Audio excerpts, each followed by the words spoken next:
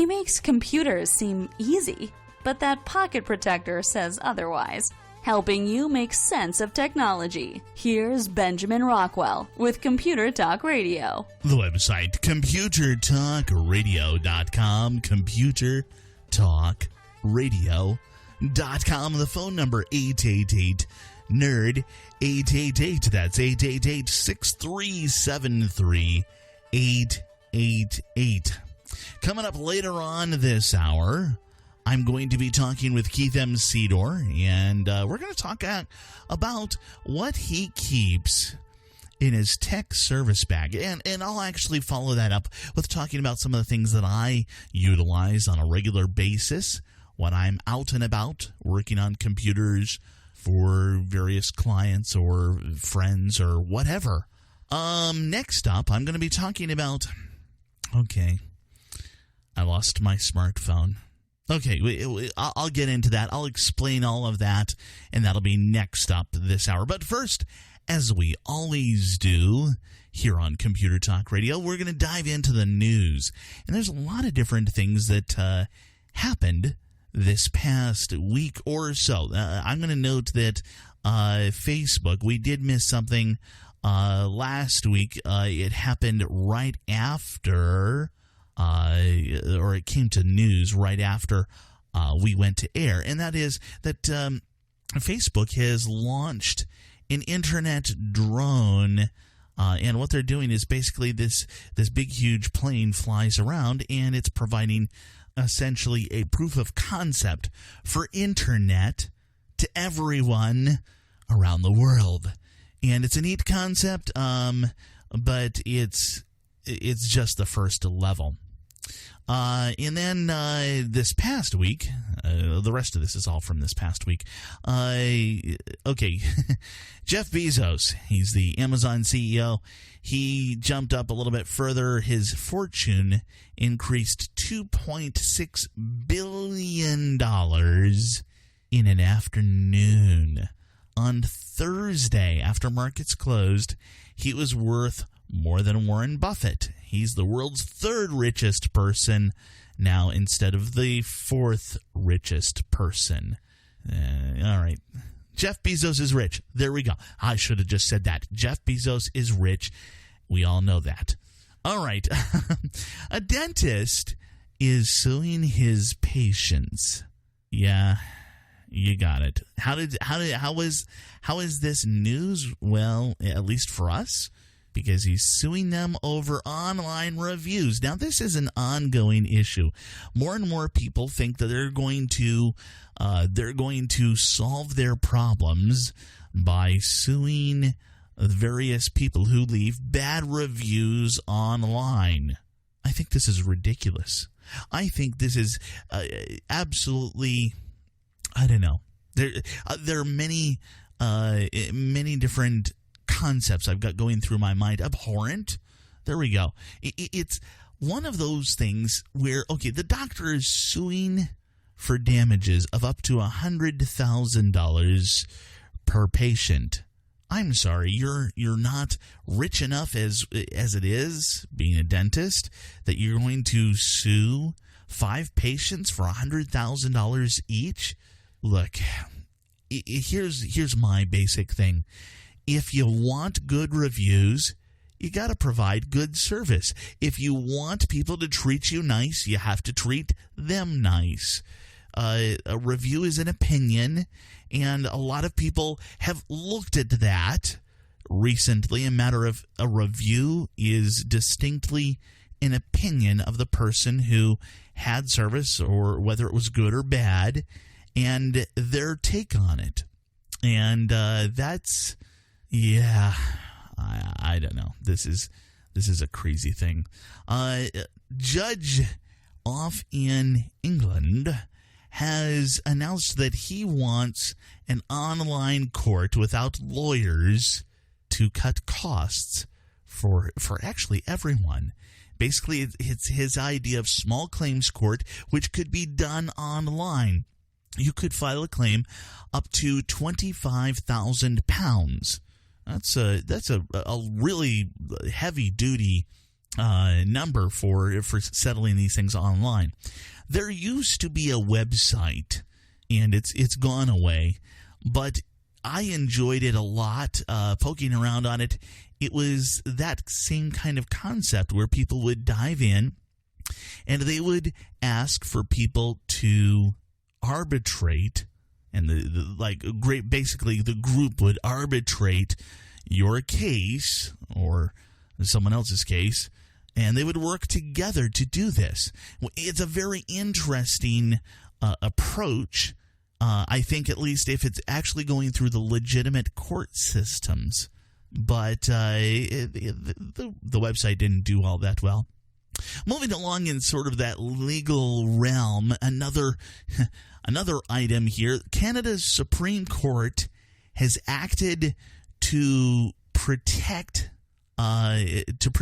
minors in the fact that they're going to prohibit those convicted of certain abhorrent crimes against minors from using the internet. Yeah, you've got the idea. I do keep this extremely family safe, but you've got the idea right there in what I've said. Yes, they're looking to prohibit internet usage by people who are creepy. Yes.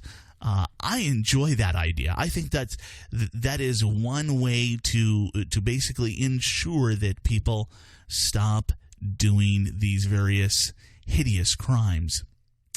We move along from there. Follow the thread here. Security of basically your little ones. Now, security as far as for us. And apparently they've realized that all of these different biometrics, the hackers have realized that your thumbprint, your fingerprint in your iPhone is a target that they need to be concerned about, and they need to be chasing after this. And security risk is climbing. Apparently, there are various companies out there that are experiencing attacks directly against the biometrics. They're trying to find ways around, and that is highly concerning to me, to all of us. 22 million people, yeah, you heard me, 22 million people had their personal biometric data stolen from the Office of Personnel Management, and this goes back a little ways, and this is seriously concerning. This is one of those things where, yeah, we could be in a situation where something we've long considered to be our personal person is now available to the hackers to steal our stuff. That's not good. Here's another one of those obvious ones, like the Jeff Bezos' rich one. Binge watching TV is great for entertainment, but bad for your health. Yeah, if you sit in front of the television all day long, it's bad. Just saying. The Hillary Clinton campaign, basically, they made any of the finalists who were going on up, so this would include Tim Kaine, all of the social media passwords for every member of the family needed to be turned over. All of these. And that is, I understand why. What they're doing is obviously they're vetting everybody. They're going through trying to find the squeakiest, cleanest candidate available. I do find a little bit of an irony in that, considering a lot of her emails are being turned over to the public these days. This has been a very interesting week, to say the least, with all kinds of emails being turned over through WikiLeaks, as well as a number of voicemails, and a lot of that has been, shall we say, embarrassing for the campaign. Yeah, this is going to be very much a very interesting campaign last few months as they continue to battle. And when I say they, I'm talking about the hackers for each side. Oh, wow. Verizon is buying Yahoo, $4.83 billion. And I will tell you, I think they overpaid. I think I don't know what Verizon is thinking about. They just bought AOL last year for $4.4 billion. AOL. Yeah, they used to be big. I don't think of AOL as big anymore. Of course, I don't necessarily think of Yahoo as big either. But that's just me. Coming up next, I lost my smartphone. I lost my iPhone, and yeah, hang tight. We'll talk about that next here on Computer Talk Radio.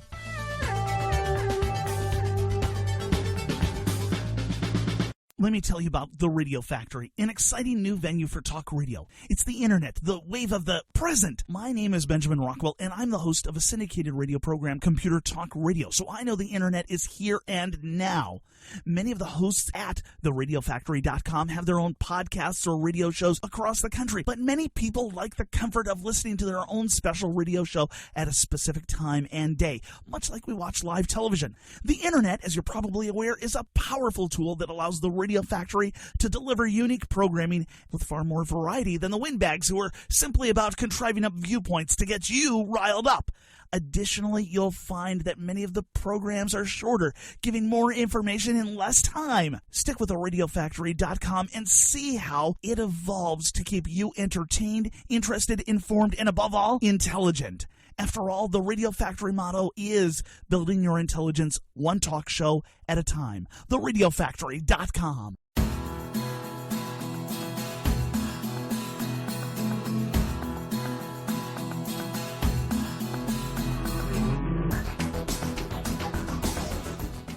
The website, computertalkradio.com, computertalkradio.com. There are all kinds of different things going on the website. You can contact us. You can find out some of the latest in regards to Windows 10. You can find out all kinds of different things. Of course, our YouTube channel. That's the fastest way to find us, is to click there to computertalkradio.com and then go through and just click the YouTube channel. You can actually search for us as Computer Talk Radio, and it'll come up there.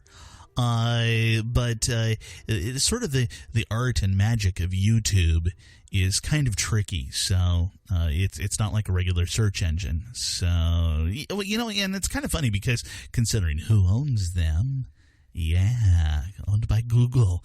But that's another story altogether. So it's actually been about a week.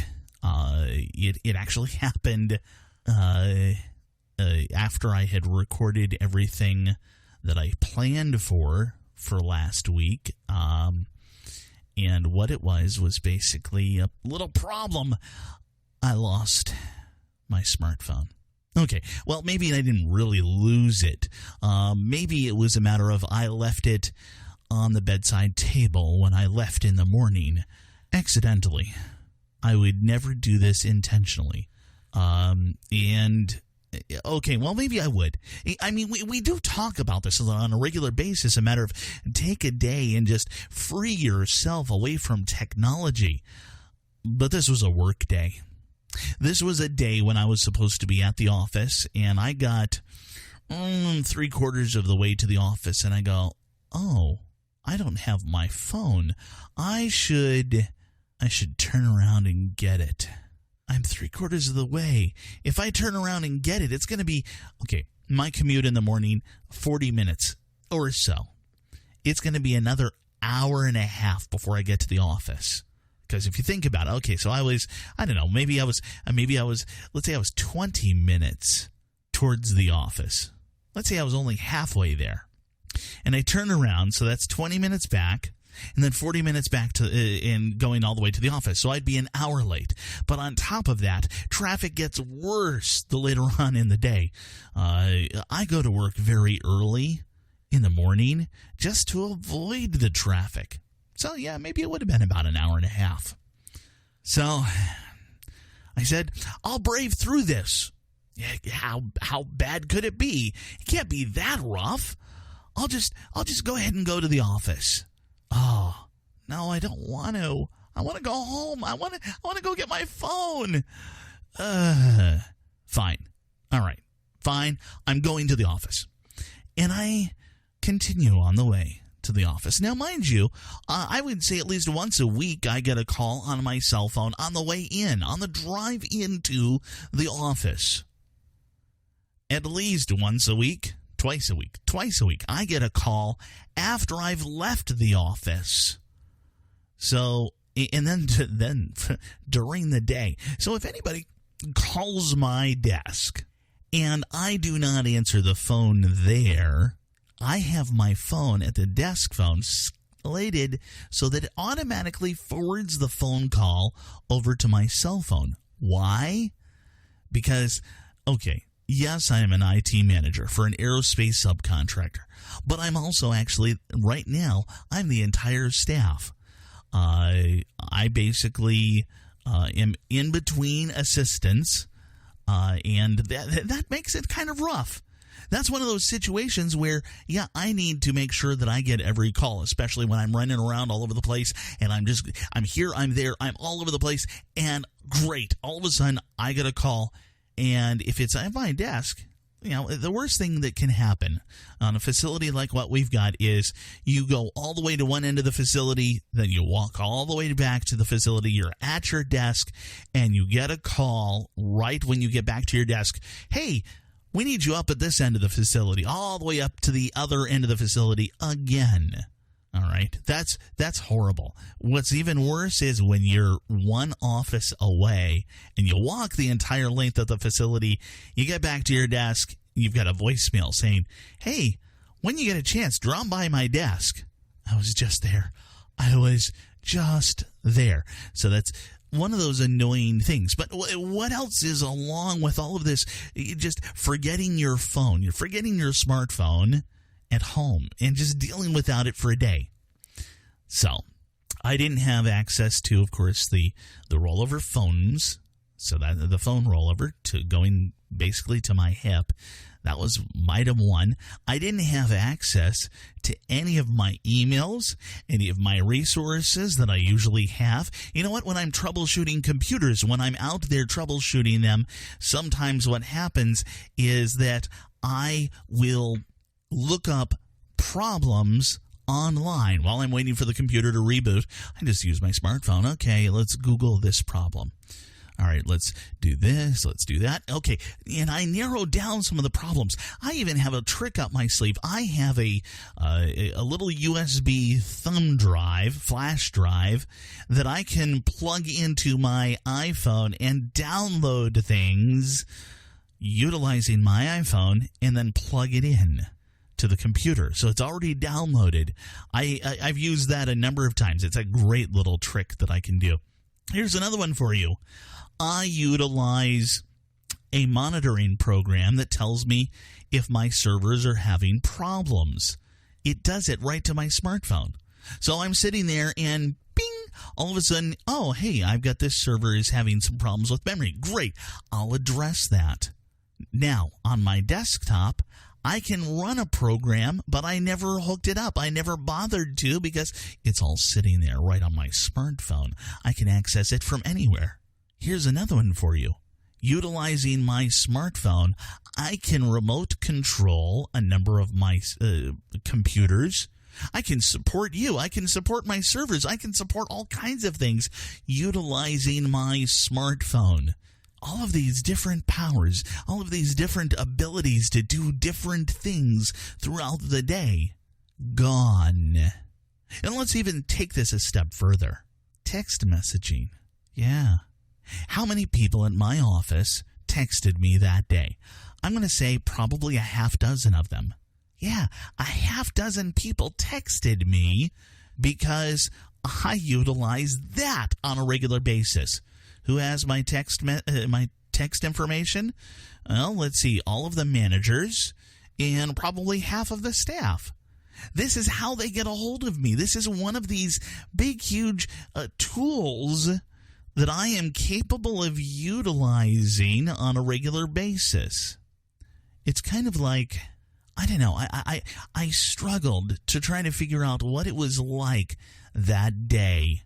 It's kind of like going to the office and you're wandering around the office, and to equate it just to basic, simple stuff, it's like having a day where you don't have your glasses, you don't have your socks and your shoes on, and you're not wearing your belt.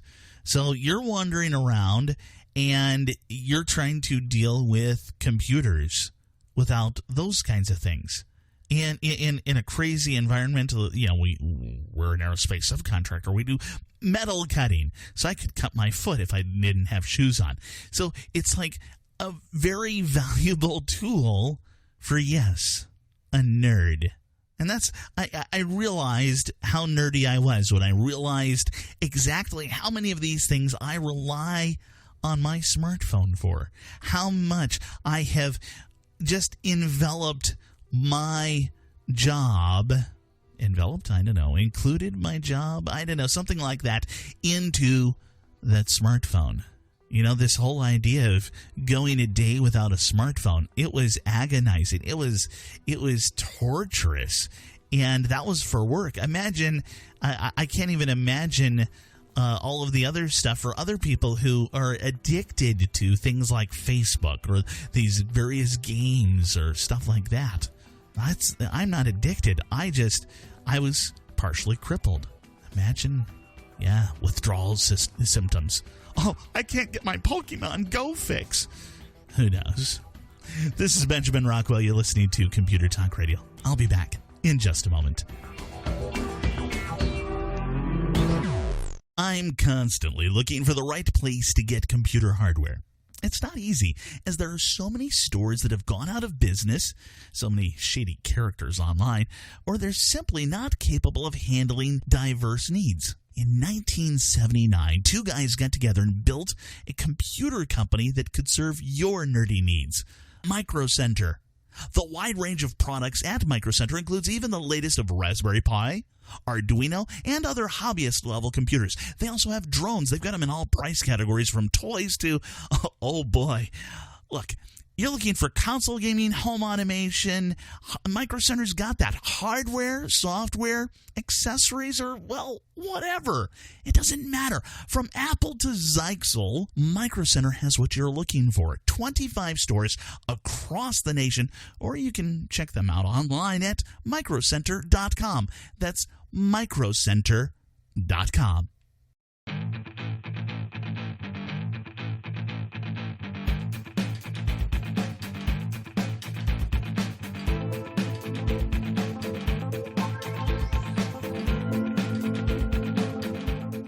The website, computertalkradio.com. I'll give the phone number as well, 888-NERD. 888, that's 888-637-3888. I'm going to point out that our website, I have no idea if it's censored in foreign countries like China. And that's what we're going to talk about next here on Computer Talk Radio. But I want to spend just a moment here mentioning that if you go to computertalkradio.com, you can get the link to our YouTube page, which right now you want to subscribe to it. You want to check out the regular content is up there right now, but we're going to be putting up some bonus content in the future. But who knows? Maybe it'll be censored by China. Yes. China is they're back at it again. They are imposing a serious ban on major news organizations that target, the Chinese people, the public. And, quote, the companies have seriously, quote, let me rephrase that. They have, quote, seriously violated the Chinese internet regulations. And what they're doing is they are doing original news reporting. They're carrying all kinds of news content, but this reporting is creating, quote, huge negative effects. This boggles my mind. China has been censoring the internet for ages now. And one of the things that they are doing is they are finding various websites that would be considered news websites because, well, they're running their own stuff and they're running stuff that's too, I don't know, maybe it's too divulgent of information that is out there. Here's another crazy quote. Quote, actions that seriously violated regulations and had a completely vile effect. End quote. This is what the state media is saying. Of course, it's communism. It is that level of saying we control the media, and whatever truth is what we say it is. And you have to basically you have to either shut down or clean up your pages. And otherwise, of course, they can just block it. And how would they block it? Well, the interesting thing is they have censored the internet in China for ages. They here in the United States, if you go onto the internet, you've got free reign everywhere. Once you're in the internet in the United States, there's a number of different links out to the world, whether we're talking East Coast or West Coast or whatever. We usually have it set up so that it's taking a short path. Even sometimes it's going up to satellites to get around the world and so forth. But what they do in China is a little bit different. What they do is, of course, they have their internet backbone. So that internet backbone is something along the lines of, well, we have many backbones, actually. There's a number of different organizations. One of the big ones you might have heard of is Level 3. You're probably familiar with AT&T. There's a number of others that all work together to send information back and forth across the country. And sometimes it's very advantageous for them to do this. Well, in China's case, it goes on to the backbones there. You contact your local provider, which is state-run. It then goes onto the backbone, state-run. It then goes through a variety of routers, state-owned. Then they split off the traffic. They start monitoring all of your traffic. And they've got a number of different options that they can do at that point. They can take your traffic. They log it. They track what you're doing. They can block it right there. Or one of the other things that they have the capability of doing is introducing some disruptions. Yeah, they can slow down all of the searches that you might be having in regards to Tibet. That's a big thing. The Dalai Lama. Well, they don't like the Dalai Lama. They don't like Tibet, so they screen all of that. They're probably screening a lot of stuff in regards to what's going on in the South China Sea. After that, they then go through a couple of more things, and then it goes actually out to the regular public internet. And then, of course, and that's kind of how it connects up. Of course, these are always two-way communications as we're talking about this. But this is how they managed to, over the course of the various years, they have censored any information going out or in. Today, okay, this is, I want you to think back. Tienanmen Square happened in 1989. The World Wide Web, the internet as we think of it is, well, it didn't even exist in the form we think of it. Not by any stretch of the imagination.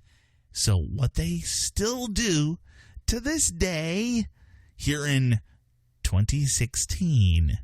Yeah. 2016. I just, wow. 26, 27 years later, somewhere in there, they screen out for June 4. They screen out for Tank Man. They watch all kinds of different things. They watch over all kinds of different issues that might happen. They censored the protests that were happening on the 20th anniversary of the Tienanmen protest. And they continue to monitor all of this and block this. And you name a topic that might be embarrassing to them, and it's probably blocked, at least within China. And, of course, China being a communist country, let's say you've been found to be surfing way too much in regards to Tiananmen Square. All of a sudden, you get this knock on the door, and that's the last anybody ever hears from you ever again. Yeah, kind of scary, kind of wow. This is Benjamin Rockwell. Keith M. Sedor joins me next here on Computer Talk Radio.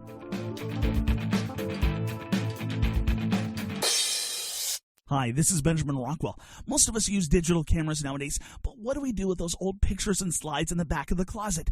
Well, let me tell you about Legacy Digital Productions. They specialize in taking your old memories on film, videotape, and slides and digitizing them to DVDs. If you have boxes of old slides, then you know they fade more and more each year. Let Legacy Digital scan them for you and stop the aging process dead in its tracks. You'll get beautiful 10-megapixel digital files, color-corrected and ready for printing. All this is done faster and cheaper than buying a film scanner and doing it yourself. Your files are then burned onto gold archival DVD discs where they will last for generations. Call right now, mention my name, Benjamin Rockwell, and receive a 30% discount on your order. Call toll-free 1-866-2-LEGACY. That's 1-866-2-LEGACY. And tell them Benjamin sent you. Your memories are priceless, so call 866-2-LEGACY now.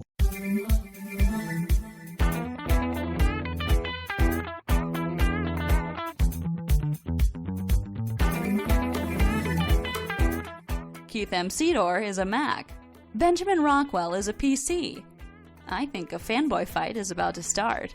The website, computertalkradio.com, computertalkradio.com. That's the easiest way for you to check out our YouTube channel. Just go to computertalkradio.com and click on the big, huge YouTube logo. Keith M. Sedor joins me now. And Keith, hey, I got a question for you. I have an answer for you, Benjamin. All right. So first off, let's lay this up properly. You're not only a nerd here, but you're a professional nerd. You do services under the whole MyMacGuru.com stuff. You deal with businesses and consumers with helping them with any of their upgrade issues and stuff like that with Apple's. Now, I have done a lot of that kind of consulting over the years. And I know on my side, there are a number of things. I've got a number of different thumb drives that I take along with me. I prefer the official term USB flash drive. Yeah, but, I'm old school like that. But you're right. I believe thumb drive is an actual brand name. Oh, is it really? Yeah, probably Lexar. I was going to say, I think Lexar has that one. Yeah, because they had the jump drives and they had thumb drives, as well. I loved the jump drives. Those are great, the actual jump drives. What are some of the things that you have to carry around with you? I'm presuming you probably have something like a small little tool chest or something that you carry around a number of different whatnot with you? Benjamin, my friend, I'm having hip dysplasia issues because I carry a backpack. Okay, a backpack. That is so heavy. In addition to my MacBook Pro, which always goes with my 15-inch MacBook Pro. I think the military calls that an Alice pack. I don't know why that came to mind, but go on. Sorry. What, the Australian military? No. The United States military has this big, huge, monstrous backpack, and it holds everything. The one with the big frame on it to hold your sleeping bag and everything. Yes. And ammo. I actually used to have one that used to belong to my dad during his service in the Vietnam era. Yeah. In my backpack, I have, in addition to my 15-inch MacBook Pro, I have screwdrivers of assorted lengths and tips. You have your standard Stanley flathead and Phillips of assorted sizes. Then I've got my micro tools for fine detailed work, like removing the teeny screws on the back of a MacBook. Probably the assorted security ones like the pentalobes and trilobes and stuff like that. I do have a pentubular screwdriver that I bought separately from MacFixit.com several years ago when I was actually replacing the screen on an iPhone 5C, I believe it was. But I have the standard 5 and 6 pointed head screwdrivers as well as micro Phillips and regular. In addition to that, I have an external hard drive that I got from Otherworld Computing that has a variety of FireWire 400, FireWire 800, and USB connections for it. Nice, In addition to that, I also have the FireWire 800 to Thunderbolt adapter from Apple for the situations when I need to plug in the FireWire 800 connector to a brand new Mac that only has Thunderbolt. And for my legacy clients, I actually have, do you remember those little portfolios you'd carry around your audio CDs in? Yes. I have one of those with some... Only one, huh? Yeah. I carry around about 4 of them. And I have a bunch of Apple install CDs and DVDs with various incarnations of iLife and earlier versions of the Mac OS. Now, wanting to make those installation processes faster, I do have a series of USB flash drives that I created as bootable installers with Lion, Mountain Lion, Mavericks, Yosemite, and El Capitan. Okay. That I also carry on one key ring, and they're all color-coded. I got these really cool color-coded USB flash drives from SanDisk. Yeah. So I have each operating system color-coded, and I just pull out the one I need when I need it. Probably the most indispensable thing I have in there is my external hard drive, because I also have a bootable volume on there. So if I ever have a situation where a Mac won't boot and I need to check whether or not it's the hard drive, I can just use this external, boot the Mac into FireWire target disk mode, and see if it'll boot from the external. Interesting. Pretty much a similar set of different tools and whatnot that I carry around. You probably have your standard network cords and things like that. Yes, I always have a couple of Ethernet cables, sure. Standard power, probably you carry along spare with you on those. Well, I do carry an extra one that I carry for myself. Yeah. But not that I typically ever need to use for a client. Okay. Very cool. In fact, with my MacBook Pro, obviously one power cable came with it, but I got 3 others. One that I keep in my bag, one that I keep in my home office, and one that I keep in my bedroom. So I always have one at the ready, and I'm not always having to pack one up anytime I'm going to go somewhere. Very good. Yeah. About the only thing you didn't mention in amongst that I usually carry around, I usually have about a good half pack of gloves. Some of the computers I've reached into over the years, just gross. I actually don't have gloves with me, but I do carry a small canister of wet ones, which are antibacterial wipes. Yeah, that's nice. So after I have touched one of these germ farms, I'm sure to disinfect. Very cool. This is Benjamin Rockwell. And I'm Keith M. Sedor. You're listening to Computer Talk Radio. I'll be back in just a moment.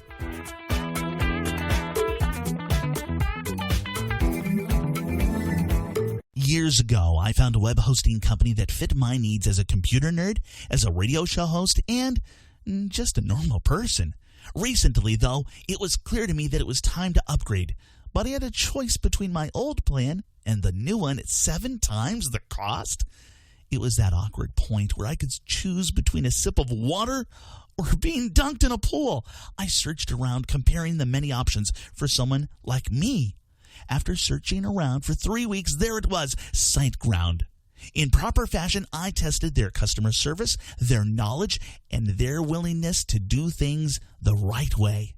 The SiteGround salesman made sure that I didn't overbuy and get a 50-gallon bucket when a 32-ounce soda would do. These guys know WordPress, Joomla, and regular standard websites. These guys at SiteGround are awesome. SiteGround.com. Site, S-I-T-E, ground.com.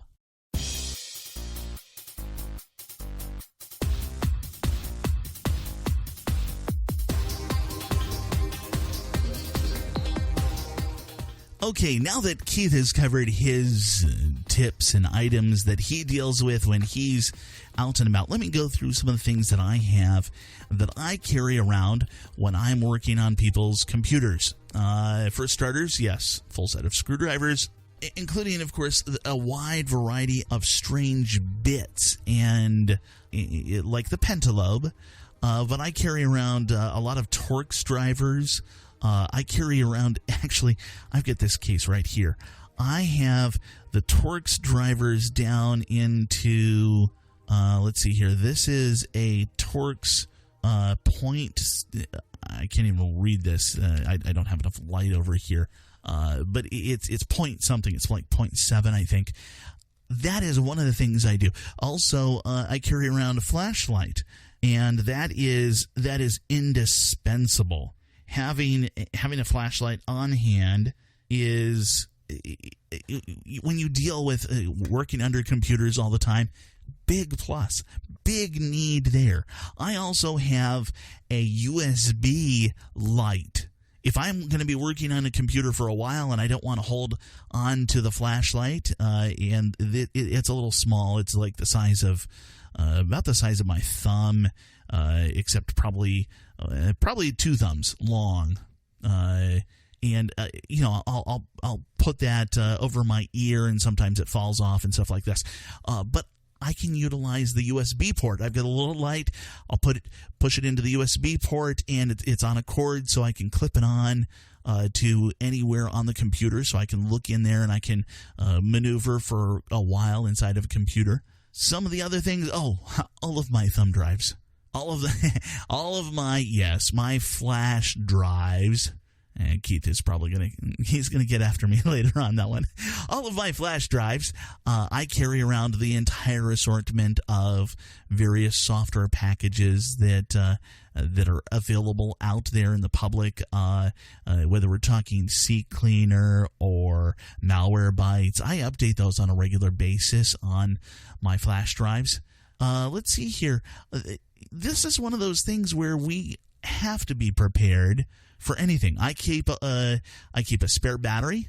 This is a spare battery that I have on hand that I can plug into. Basically, I can plug in and I can charge it up utilizing the cord here. But I also have this guy. This is a USB to. This one's an iPhone cord. I've got another one over here that is a USB to micro USB and a mini USB. So I've got all of those on hand in case I need to charge something and in case I need to deal with all kinds of these different things. This is just one of those situations where I have to be prepared. And as I mentioned earlier in the hour, my cell phone joins me all the time, including, I mentioned there's a little USB to Lightning kind of plug. I can just move information back and forth from my iPhone into a computer very easily, and I don't even have to have access to the internet. Oh, beautiful thing. Anyways, this is Benjamin Rockwell. You're listening to Computer Talk Radio. Let me tell you about the Radio Factory, an exciting new venue for talk radio. It's the internet, the wave of the present. My name is Benjamin Rockwell, and I'm the host of a syndicated radio program, Computer Talk Radio. So I know the internet is here and now. Many of the hosts at theradiofactory.com have their own podcasts or radio shows across the country, but many people like the comfort of listening to their own special radio show at a specific time and day, much like we watch live television. The internet, as you're probably aware, is a powerful tool that allows the Radio Factory to deliver unique programming with far more variety than the windbags who are simply about contriving up viewpoints to get you riled up. Additionally, you'll find that many of the programs are shorter, giving more information in less time. Stick with theradiofactory.com and see how it evolves to keep you entertained, interested, informed, and above all, intelligent. After all, the Radio Factory motto is building your intelligence one talk show at a time. theradiofactory.com.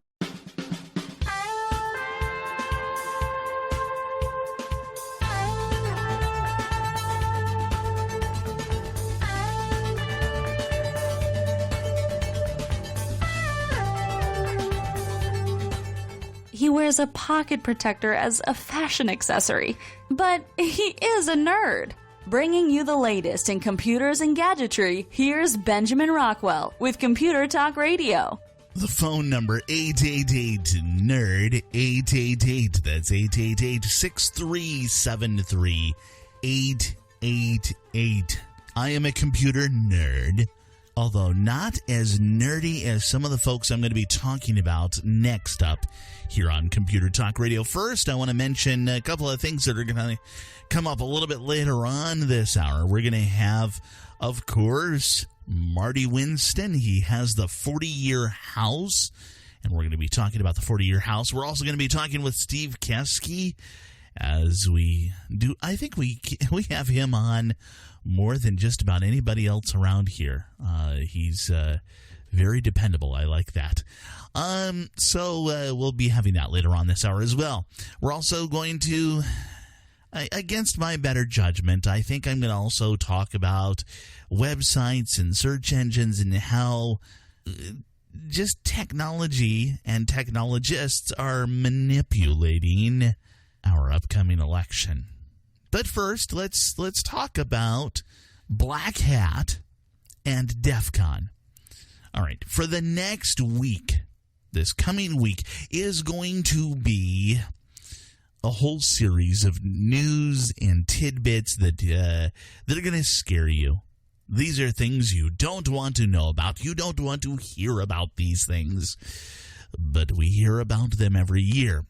Black Hat and DEF CON are two conventions that follow each other. They're back-to-back, and they both have to do with an entire concept of hacking. Now, the Black Hat Conference is not so much a matter of for people who are black hat hackers, more as knowing and understanding and beating black hat hackers. There is, well, okay, look, there is an entire culture of these hackers that show up in Las Vegas. Let me say that again. In Las Vegas during the summer, where it is a gazillion degrees outside. It is just, I don't even know how to even describe this. I've been to Vegas during summertime. I don't really want to go back, no matter how much I want to go to Black Hat and DEF CON. So these two conferences, one is more of the business conference. That's actually Black Hat. DEF CON is more of your fun conference. And they are going to run, well, Black Hat runs basically from now, it's already in progress, on through until the 4th. And then DEF CON is going to be running from then all the way through, I believe, until Saturday or so, somewhere in there. And look, these two conferences, first off, Black Hat, again, a lot more business-oriented. The interesting one is more in regards, the more interesting one is the DEF CON. And how interesting are we talking about? We're talking absolutely amazing. So they are doing a number of different things. And first off, let's even go back. Let me back up just a little bit. How long has it been around? It's DEF CON 24. That's how long it's been around. It's just an amazing thing where it's a bunch of nerds and hackers getting together. But this is more than just the nerds and the hackers, the crackers, the other technological ne'er-do-wells, the baddest of the bad in the computer kingdom, if you will. It's also, this entire week is going to be full of computer security professionals, journalists, lawyers, federal government employees, and we're talking actually multiple governments, and more. And these are all folks learning how to, sometimes it's how to beat the bad guys. Sometimes it's how to be a little bit badder. There's a whole set of bragging rights that happens there. And there are a number of different things. If I were to launch off, here, listen to this. Lockpick Village. Crack me if you can. Capture the packet. Crash and compile. Hacker Jeopardy. These are names to events and contests that have happened or in the past or currently, and it just keeps going and going and going. There's badge contests. Imagine this: you develop your own badge, and it's a technology badge. There's also fun stuff like Spot the Fed. So you try to identify who is a government employee. And they even have T-shirts for that. It's absolutely an amazing kind of conference. Now, this is a convention that, well, it has a past history of problems in regards to arrests and lawsuits, but usually it's by the people who own copyrights, and they're aggressively pursuing alternative approaches. Now, on the flip side, Homeland Security, NSA, all of these prominent hackers, they treat this as kind of a neutral zone. There's one of those things where they get together and they say, look, we cannot kill the convention. There's a great amount of information going back and forth. There's a lot of people who are what is the term? Scouted? I guess scouted to work for whatever multi-letter alphabet agency that's out there. Hey, how would you like to work for the NSA? Stuff like that. So they're actively soliciting hackers to work for the government. As a matter of fact, one of the top guys at Cyber Command happens to be one of the guys who started DEF CON. That's how important this is, that they need to keep this kind of a neutral area. Now, some of the folks that speak there at Black Hat and DEF CON, they've got, actually a number of the speakers actually have no names as far as anything that is real. They work under aliases. They work under full anonymity at times because it is that concerning. They want to get the information out. They love sharing this. We're going to hear in the next week about all kinds of different zero-day vulnerabilities. We're going to hear about new ways that they've hacked certain things. It was a couple of years ago when they said, hey, we have the power to hack cars, not smart cars, not a Tesla car, but we can prove that we can hack a Jeep without physical contact to the Jeep. I think it was a Jeep. It might have been a Suburban, but they were able to do that. This is one of those things which is just a big, huge playground. Now, mind you, when we talk about a playground, this is a playground within, of course, the big playground that is Las Vegas. But one of the things they do out there, too, there's shooting events, believe it or not. I mean, okay, so Nevada is a little bit loose on their gun laws. They allow a lot of different things out there. As a matter of fact, when I drive into Las Vegas, there's a number of different sites that have billboards. The roadside billboards, and it's shoot a full auto machine gun here at XYZ gun store, the biggest gun range on the on the strip in Vegas, whatever it is. It's just absolutely crazy. They do that as well. And then there's movie night. There's movie night, various movies that they will play. And in the past, some of the things they've done, of course, they've played Hackers, or they've played 21. 21 is kind of a nerdy movie when you start sitting down and you think about, this is how a legit card counter beat the odds for a long time, in Vegas, blackjack. So that's actually kind of a fun movie. There's actually along the way they have when they did 21, they had MIT Mike Aponte, who actually did this. He was the actual guy who did it, and he taught the mathematics of the gaming. In other words, he taught them how to count cards. It's a hack. It's totally a hack, and that's what they did at DEF CON and, of course, Black Hat. We're going to talk more about this because there's some fun stuff that I want to mention that's coming up here. But we'll mention that here on Computer Talk Radio. Let me tell you about The Radio Factory, an exciting new venue for talk radio. It's the internet, the wave of the present. My name is Benjamin Rockwell, and I'm the host of a syndicated radio program, Computer Talk Radio. So I know the internet is here and now. Many of the hosts at theradiofactory.com have their own podcasts or radio shows across the country, but many people like the comfort of listening to their own special radio show at a specific time and day, much like we watch live television. The internet, as you're probably aware, is a powerful tool that allows the Radio Factory to deliver unique programming with far more variety than the windbags who are simply about contriving up viewpoints to get you riled up.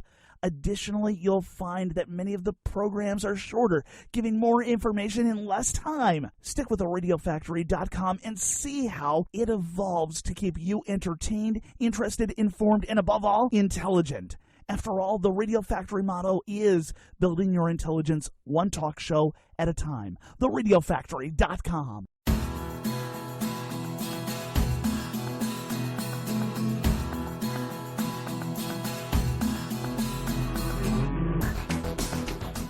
The website, computertalkradio.com. The phone number, 888-NERD. 888. So I've been talking about Black Hat and DEF CON. So there's going to be a lot of stuff that's going to make you want to ditch any black colored hats that you might have and put on tinfoil hats. Why do I say that? Because, DEF CON and Black Hat show all kinds of different information that you really don't want to know all the things that they can break and they can do to your car, your computer, your whatever. So, I'm basically going down some of the stuff that's going to be happening there. We know that we're going to be hearing a lot of news out of Black Hat and DEF CON, but there's reasons for normal people to go. One of the things that I actually like to do, it is legal in all 50 states to some level. 49 of the 50 states. There's one state, Virginia, where you cannot have lockpicks. I enjoy lockpicking. It is a three-dimensional exercise for the brain because you're feeling out how the lock feels and where the pins are. And once you understand the concept, and it's all a matter of manipulating the concept in your favor. Well, Lockpick Village, the guys there, they put me to shame. I enjoy it. I do it. It's a nice way for me to relax, and I can do that while listening to music or watching television or something like that. It's a nice little relaxing thing. These guys, so I can... All right, I shouldn't admit this. I can lockpick a quick set lock in probably about 15 to 20 seconds average. These guys basically, all they have to do is stick the lockpick in and boom, it's done. Well, it's not quite that good, but 3 to 5 seconds for the guys who are really fast. They go, oh yeah, this is easy. It's quick set. Boom, done. Schlag. Oh, it's a little bit harder. Done. Just like that. Am I ever going to get there? I have no idea. I've got to probably do that a lot more. Anyways, some of the things that they do as well, there was a seminar a few years back, do-it-yourself electric car, and they also talked about some of the different things in regards to law enforcement and beefing up law enforcement. Yes, beefing up law enforcement stuff as far as the possibility of, think traffic cams on steroids. Not quite to the extent of maybe RoboCop, but they also discuss the concept of the possibility of an oppressive society being formed out of harsh enforcement of laws that were meant as mild restraints. Yeah, that's actually that's kind of a brief excerpt from one of the discussions. Now, if you think this is something that's just for adults, no, they even have a DEF CON for kids. Started probably, I think it was about 2010, 2011, somewhere in there. I keep following this, and I have yet to go. I go, wow. They've got a setup for kids ages 8 to 16, and these included discussions and tutorials, and it's more of learning your environment, learning a number of different things that, okay, maybe some of the world thinks of it as antisocial. I know my own mother, she gets creeped out by the fact of, why do you want to know how to lockpick? For me, I enjoy it. It's just an exercise. And her comment was, why do you need to know how to pick locks? I mean, I think her concept was only criminals need to know how to pick locks.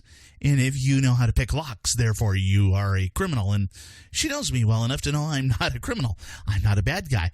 As a matter of fact, I think the idea of anybody gaining access illegally to anything is not good.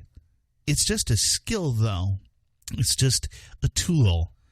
People have different things that, in the hands of the right person, it's just a tool. In the hands of other people, yeah, it can be something bad. But anyways, that's another story altogether. DEF CON has a number of different things. They're putting together a data duplication village. And what they're doing in this data duplication village is they're going to be copying everything from a particular website that houses all kinds of information.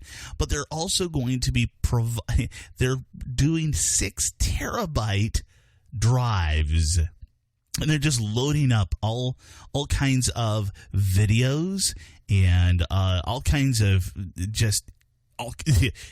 if it's hacking, they've got it there. They're also putting together, it's a capture the flag concept, and they've been doing this for a long time. And one of the things was that DARPA put forth in 2005 was a $2 million prize to build a vehicle that could navigate the Nevada desert with no one at the wheel. All right, this year it's going to be even more wild. It is going to be an all-machine hacking tournament.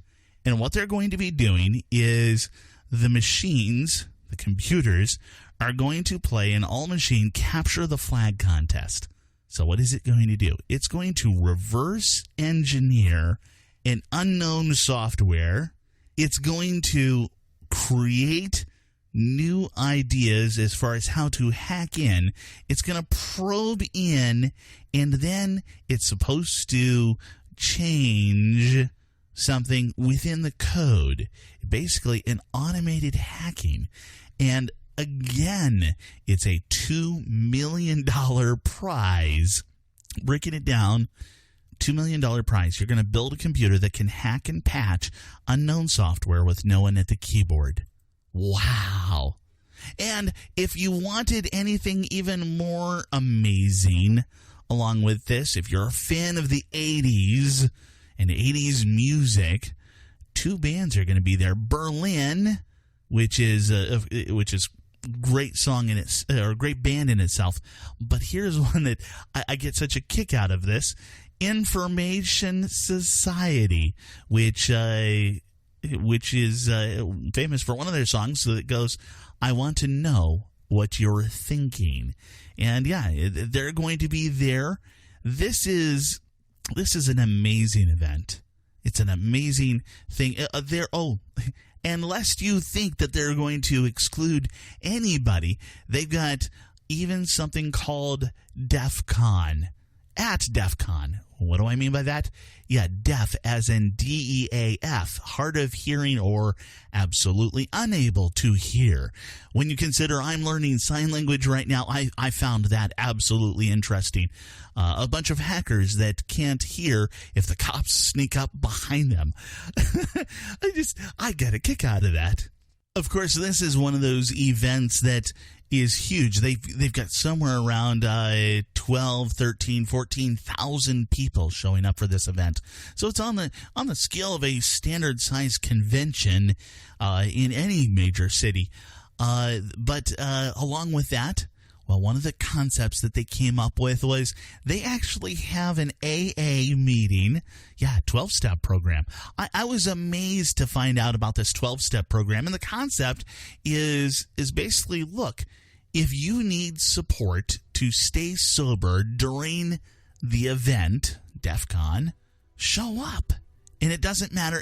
And this is one of those things that they don't care. This is a standard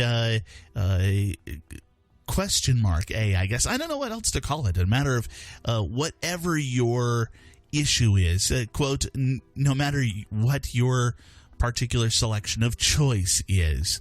They're fully on board with that. They're there to help.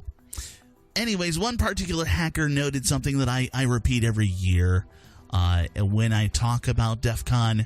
The technology itself isn't good or evil. It's what you do with it. And I want you to think about that. This is somebody who's seeking knowledge and perhaps doing good. Marty Winston joins me next here on Computer Talk Radio. I'm constantly looking for the right place to get the things that are on my nerd wish list. It's not easy. There are so many stores that have gone out of business. There are so many shady characters online, or so many of them are just simply not capable of handling my needs in a one-stop shop. In 1979, two guys got together and built the brick-and-mortar company that could serve your tech needs. Of course, today, they've got an online presence, and it's called Micro Center. They've got tablets, iPad, yes, but also Android and Windows and all the accessories, too. They've got laptops, desktops, all-in-ones, Windows or Apple, of course, all covered here. Motherboards and processors, and okay, all right, who are we kidding? It's really everything to build your own PC. Keyboards, mice, surge protectors, software, tools, and thumb drives. Enough. Look, from Apple to Zyxel, Micro Center has what you're looking for. 25 stores across the nation, or you can check them out online at microcenter.com. That's microcenter.com.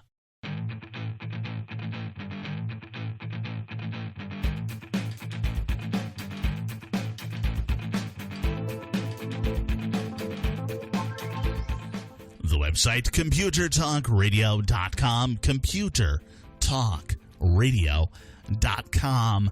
I am a computer nerd, of course, and I answer all kinds of questions in regards to, computers. So if you go to computertalkradio.com, slide on down to where it says Contact Us, you can ask me your questions there. We've got a couple of other options for contacting us, as you're probably already aware, but that's where you go. computertalkradio.com.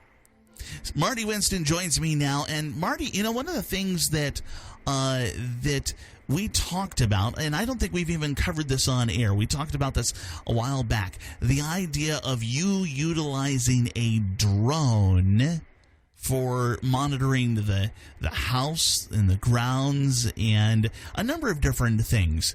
Where are we at on that? Well, I got a drone in, the EHang, that's E-H-A-N-G, EHang Ghost Drone 2. It is a wizardly drone. I'll tell you about my first flight in a minute. But one of the nice things about this model is it's got a VR mode, a pair of goggles you put on, and a button on the top lets you look either through the drone's camera, which is a 4K camera, or through the front of the goggles. So I went out to the lot where we're building, and I went to their app, and the first thing it says to do is slide this little thing until the drone is at least 150 feet in the air. Okay. So I slid it, and it scared me. That drone went straight up. It had no problem hitting 150 and beyond and staying exactly above where I started. Okay. Then you point out a waypoint on the map on the app, which is a real map. And it goes to the waypoint. You push a button and it comes back. And when it's time to land, you just push the button that says land it. And it landed 1.5 inches from where it took off on the top of my car. Nice. So that's actually quite amazing when you consider all of the different things that they have to do to track all of this. Exactly right. Now, let's talk about the drone as not a toy. Okay. Why does anybody want a drone? Well, these are the answers for this house. Initially, I want the drone to video document the build. It has a unique perspective. It's a camera platform I can't easily duplicate. Uh-huh. Following that, several times a year, this is a wooded lot, both deciduous and evergreen. Pine needles are everywhere. Leaves are everywhere. Several times a year, the drone is a much safer way to inspect the gutters of the house than me climbing a ladder. Yeah. And since we're in South Carolina, there are occasional storms. Haven't had a bad one here for about an hour and a quarter. Okay. An hour and a quarter. When a storm hits, I can get that drone again to go up above the trees, to fly a route around the property line, and show me storm damage, felled trees, standing water, anything that's worth being concerned about. And I can do that without venturing out there myself or encountering things that might be dangerous for me. And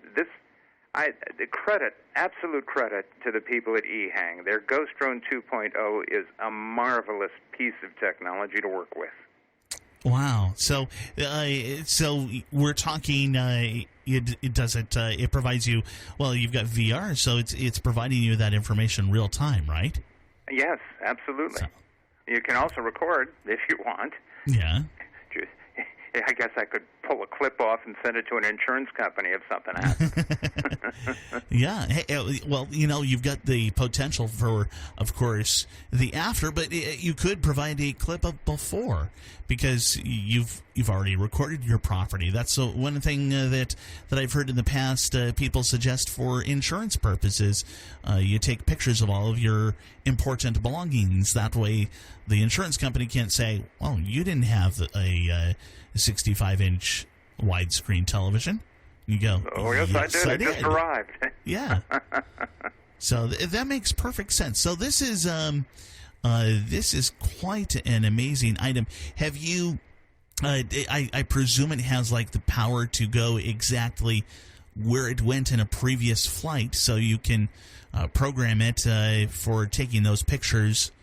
I have not worked with it long enough to know exactly how that works, but I am talking to the people at eHang, and they assure me that by the time the house is up, it will be able to use stored waypoints.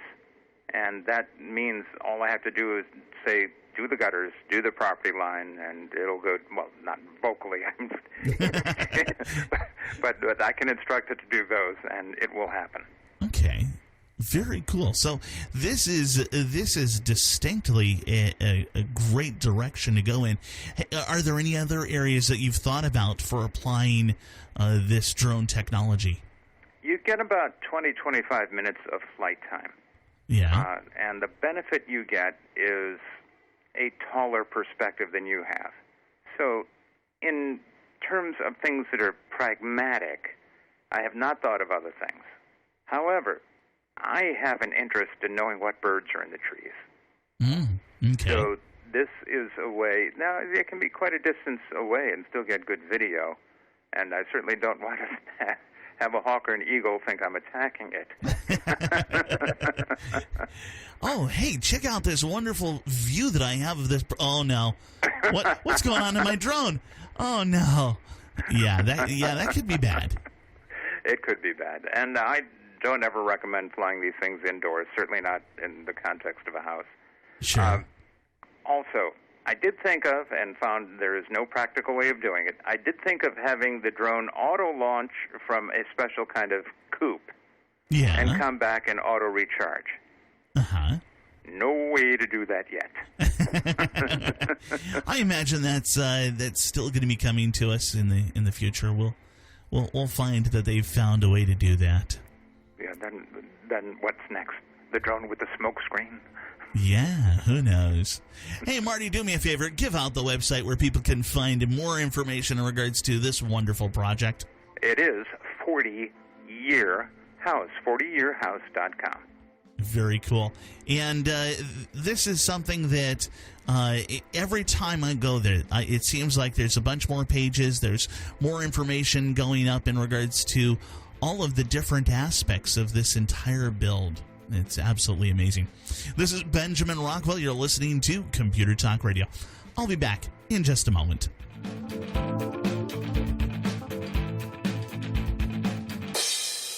Hey guys, this is Benny Rockwell. Most of us use video cameras nowadays, but what about those old movie films in the back of your closet? Well, let me tell you about Legacy Digital Productions. They specialize in taking your old memories on film, videotape, and slides and digitizing them to DVDs.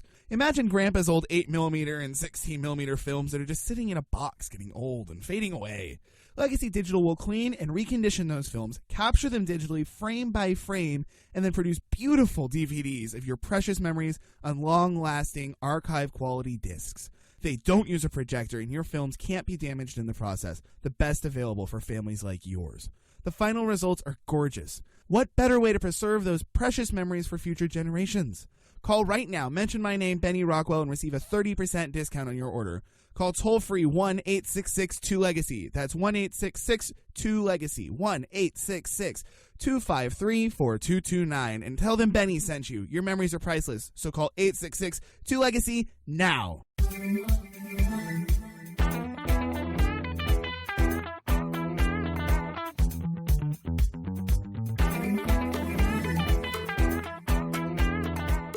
The website, computertalkradio.com, computertalkradio.com. We do have the link to the YouTube channel there. So if you want to check out what we've got going on YouTube, it's just the audio from the show. It's perfectly fine. It's just like what we normally will have. But we are working, so if you subscribe there, we are working on ideas for additional content outside of the show. So check it out online, computertalkradio.com. Steve Keske joins me now. And Steve, what is going on around the world right now? Well, Google has upset the Faroe Islands. Now, the Faroe Islands are way up there somewhere between Norway, Iceland, and Scotland. Okay. Way up there. All right. I've never even heard of these things. I mean, I haven't either. How many people live there? Not that many. Okay. All right. But Google has refused a number of times to come up there and use their 360 cameras on their little cars to zip around these little islands. There's about 2 or 3. And photograph them for, Google Earth. For Street View and stuff like that. Okay. That's it. Wow. Oh, yeah. Considering they've been going around and doing this all over the place, I don't know why they wouldn't. I mean, they've gone to Versailles. They've gone to, other places. Why not out here? Faroe Islands. Yeah. I mean, this is one of those things. I'm sitting here. I'm thinking I should look these up. I should find out when I can about the Faroe Islands. There's like 50,000 people there. Look at this. Yeah. It's part of the. It's a self-governing archipelago, part of the Kingdom of Denmark. Yep. 18 islands actually there, but okay, so 50,000 people out there. That's a decent sized town. Okay, so it's probably spread out over a bit of space, but so they won't send a car there. No. Interesting. So these people, thinking for themselves, have gone on their own. Yeah, so they outfitted a car with cameras? No. No. What do they have a lot, do you think, of on these islands? Sheep. There's a bad joke in there somewhere.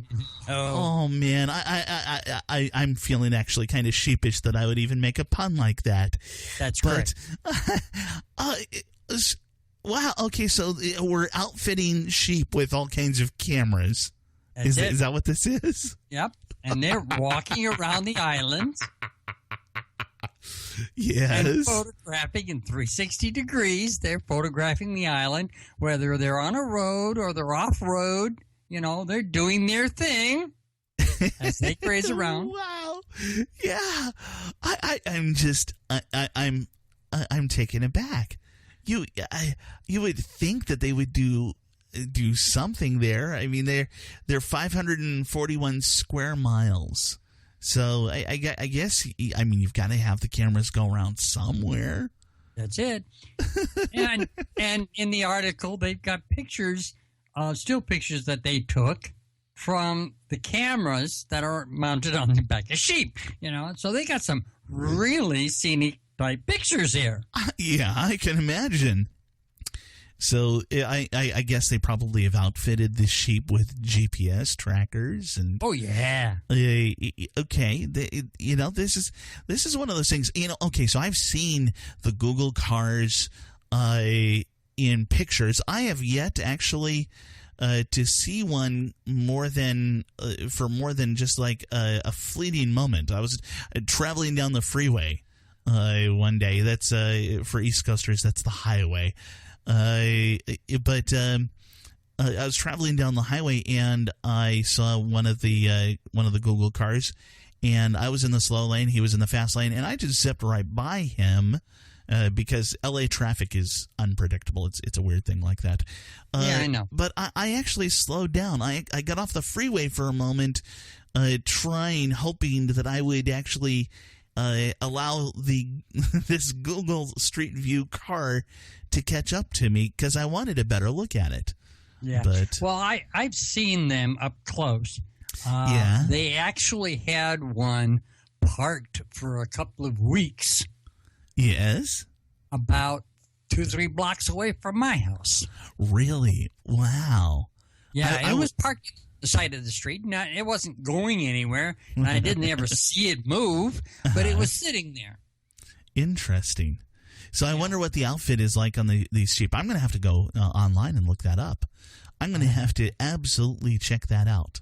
Yeah, well, they've got a photograph in the article showing basically how they've attached it to the sheep. Wow, it's like little backpacks or something. Yeah, this is, I'm just, what goes through my mind. So instead of Google Street View, it's Google Sheep View. There's plenty more bad jokes coming on this one. So, Google, do your thing. Get out there and really do your thing. Yeah. Wow. This is great. This is a matter of a number of people being inventive and ingenious and doing jobs that Google map makers won't do. That's it. Wow. I love it. Absolutely wonderful. This is Benjamin Rockwell, and that's Steve Keske. You're listening to Computer Talk Radio. I'll be back with my closing comments in just a moment.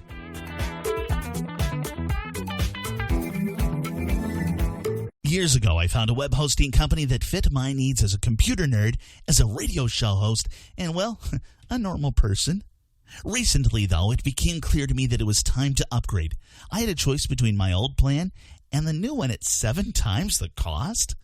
It was that awkward point where I could choose between a sip of water or being dunked in a pool. I searched around, comparing the many options for someone like me. After looking for 3 weeks, there it was, SiteGround. In proper fashion, I tested their customer service, their knowledge, and their care, their willingness to do things the right way. The SiteGround salesman made sure that I didn't overbuy and get a 50-gallon bucket when all I needed was a 1-gallon bucket. The folks at SiteGround know WordPress, Joomla, and more. SiteGround.com. SITE ground.com for your web hosting needs. SiteGround.